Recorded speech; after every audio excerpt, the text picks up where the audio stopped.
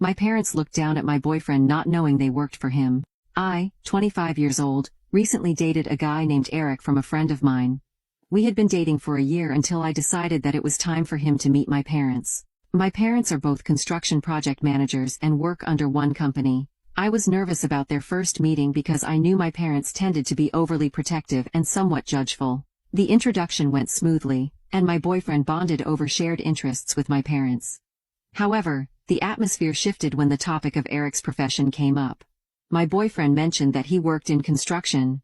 My parents assumed that he was a frontline construction worker, a misunderstanding my boyfriend didn't correct. He wanted to be liked for who he was, and not what he did. The conversation began taking an awkward turn when my dad began asking about my boyfriend's work life and bringing his salary into the conversation. My boyfriend told my parents that he made $25 an hour but chose the passion he had for his work rather than his position or income. My parents sneered at my boyfriend, telling him that he wouldn't get far in life with his perspective. They then continued pointing out my occupation and how I was a lawyer. They told my boyfriend that I made twice as much as him when he should be the provider.